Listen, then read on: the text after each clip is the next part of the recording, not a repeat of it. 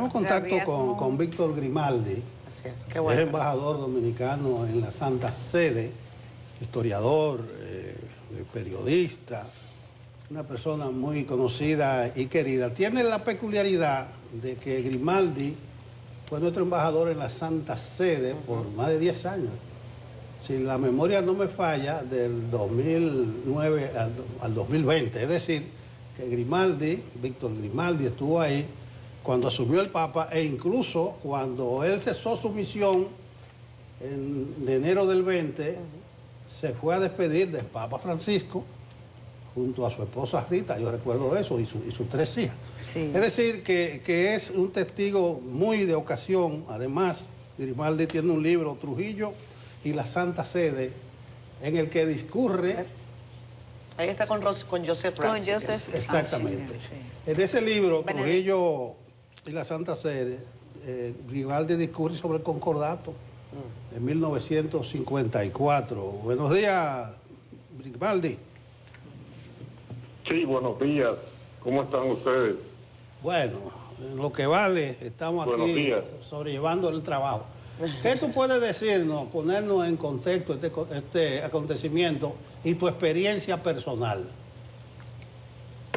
Y bueno, me sorprendió aquí, me enteré en la madrugada, yo estoy en París en este momento, porque mañana, el día 22 de abril, el presidente de la Fundación Global, el doctor Leonel Fernández, me invitó a un evento conmemorativo de la lucha por el restablecimiento de la Constitución de la República en el año 1965, la lucha por el derecho del pueblo dominicano a tener una constitución como la del profesor Juan Bosch. Se conmemoran los 60 años y él está organizando un encuentro de historiadores de varios países, entre ellos de la República Dominicana. Entonces me atrapó, digamos, aquí esa noticia tan impactante en la madrugada, bien temprano. Mi experiencia con el Papa Francisco fue muy buena.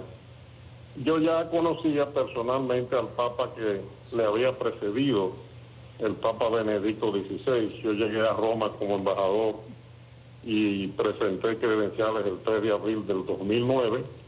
4 años después, en el mes de febrero del 2013, el Papa Benedicto XVI renunció y en ese mismo mes de febrero, él renunció el día 13, 12, 13 por ahí, se celebraron lo que se llaman las congregaciones generales, que se reúnen todos los cardenales, pero también algunos arzobispos, a debatir temas importantes de la Iglesia. Fíjense que no era el caso de un papa fallecido, Benedicto XVI, sino de un papa renunciante. En ese caso, iban a sustituir a una persona que estaba viva, a diferencia de lo que va a suceder ahora. Y después, entonces, que pasaron las congregaciones generales, a principios de marzo, entonces, fue que empezó ya el proceso para instalar el cónclave de los cardenales, que ya el día 13 de marzo había electo al Papa Francisco, a Jorge Bergoglio, que era en este momento arzobispo de Buenos Aires, pero pertenecía al Colegio de Cardenales ya desde el año 2001, porque fue Juan Pablo II que lo elevó a la dignidad cardenalicia. Entonces, Francisco asume la dirección de la Iglesia ya formalmente el 19 de marzo, porque aunque es electo el día 13 por el cónclave de cardenales, es el 19 de marzo del 2013 que él asume la dirección. Y el del 19. Entonces, ese día, por primera vez, dignatarios de todo el mundo estaban ahí presentes, entre ellos el vicepresidente de los Estados Unidos, que era Joe Biden, después fue presidente de los Estados Unidos. Lo saludaron, pero también lo saludamos los miembros del cuerpo diplomático, ahí lo conocí. Y siempre fue una persona muy amena, sonriente, salía con unos chistes y era una persona así, que por eso es que ha impactado tanto el sentido humano de él, como se destaca hoy, el día de su fallecimiento. Cuando me despedí de él, que fui con mi familia a despedirme en el mes de enero del año 2020, ahí conversamos como 20 minutos aproximadamente, y yo le entregué en ese momento un mapa que le había prometido hacía unos años, cuando hablamos por primera vez personalmente del tema de Haití y la República Dominicana. Entonces aquí volvimos, pero ya con el mapa, con el relieve de la isla. El mapa fue elaborado por Fran Moya Pons cuando era ministro de Medio Ambiente, y le expliqué ya más en detalle muchas cosas importantes de cómo se distribuye el espacio en ese territorio que habita el pueblo de Haití por una parte y el pueblo de la República Dominicana, y me prestó mucha atención. Y él fue siempre muy prudente, siempre prudente, cuando trataba este tema públicamente, que lo trató. Mencionó varias veces Haití a la República Dominicana. No hablaba de problemas, pero me refiero cuando lo mencionaba, porque no se dejó incitar nunca. Trataron de incitar a la iglesia en determinados momentos para que asumiera una posición en contra de los intereses dominicanos, y Francisco en eso fue muy equilibrado. Siempre defendió a los inmigrantes, esa es una posición de la iglesia, pero nunca asumió una actitud hostil hacia el pueblo dominicano y hacia el Estado dominicano. Y esa es una de las cosas que debemos agradecer, porque intenciones no faltaron de algunos grupos e instrumentos y hasta estados extranjeros para lograr en algún momento que el Papa emitiera alguna condena, digamos así, si se le puede llamar, a la República Dominicana. De manera que esa es una de las cosas más importantes que tienen que ver con el Papa Francisco, que descanse en paz, que acaba de fallecer en el día de hoy. Embajador, yo quiero hacerle dos consultas. Una tiene que ver con el concepto de la sinodalidad. Sé que usted ha abordado en sus escritos parte de lo que esto significa para la Iglesia Católica y cómo el Papa Francisco lo puso en práctica, trayéndolo como un nuevo aire dentro de la Iglesia Católica. Y mi segunda consulta tiene que ver con lo que va a ocurrir ahora y según su experiencia y la composición de ese cuerpo cardenalicio, lo que podríamos estar viendo en los próximos días, quizás sin tener que aproximarnos a cuál podría ser el próximo Papa, pero todo eso está en la receta.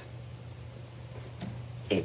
El concepto de sinodalidad, de sínodo, de trabajar las cosas en sínodo, es de trabajar en equipo, muchas cosas que la Iglesia siempre la ha hecho. En algunos momentos, bueno, no le ha dado importancia a algunos miembros de la Iglesia, obispos, cardenales y hasta algunos papas, pero en general siempre ha predominado ese criterio, y Pablo VI, el Papa Pablo VI, que fue el Papa de 1963 al 1978, fue quien estableció lo que se llama el Sínodo de los Obispos.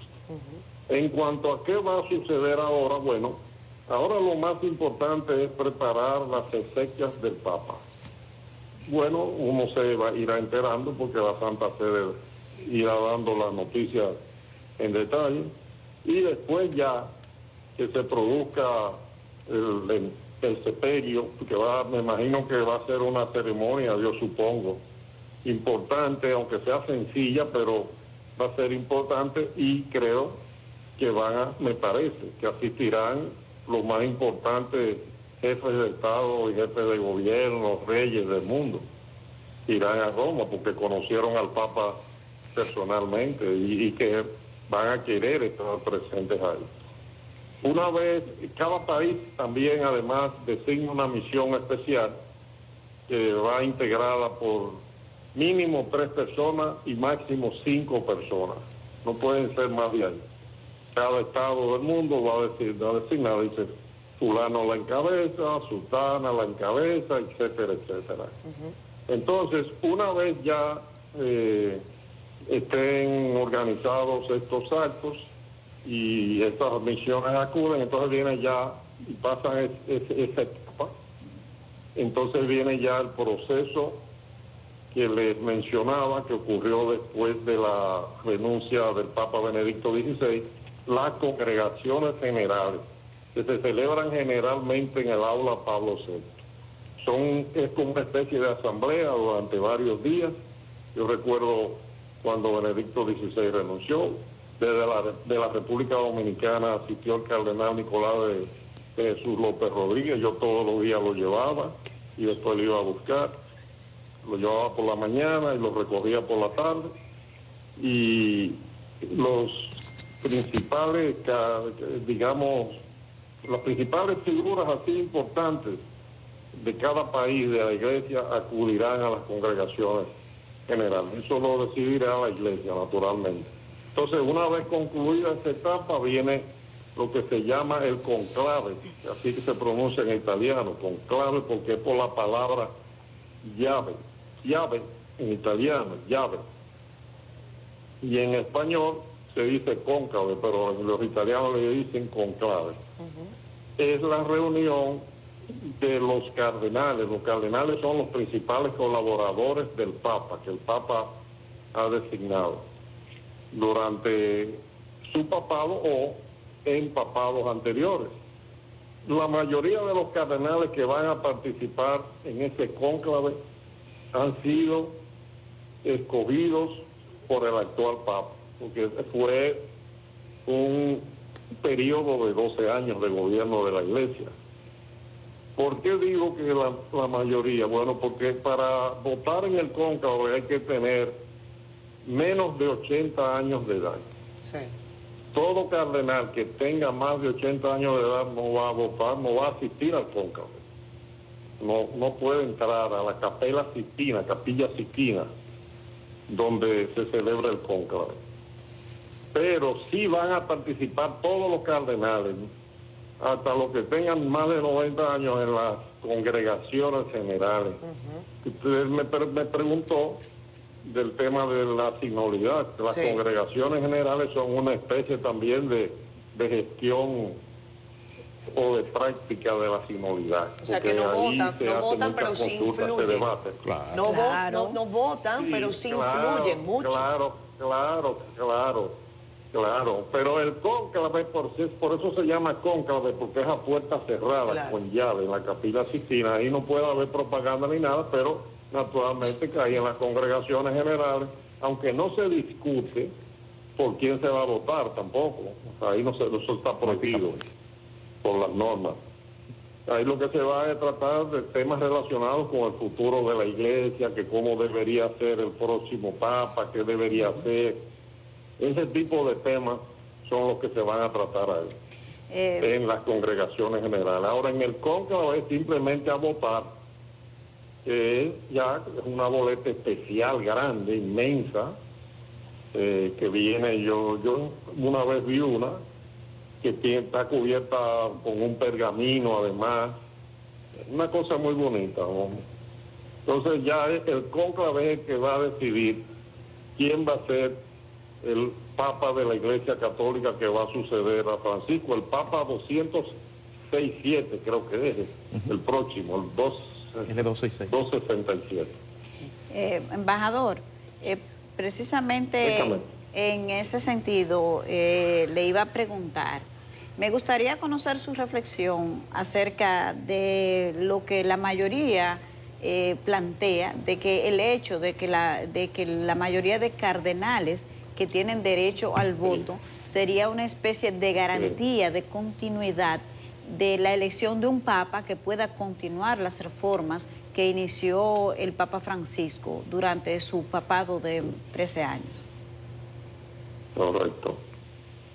Y bueno, precisamente sí, por el hecho de que el Papa Francisco ha designado en estos años varios cardenales, la mayoría que van a tener, yo creo que sí, que eso va a garantizar la continuidad, el cambio en la continuidad, que es realmente la filosofía, digamos, si se puede llamar así,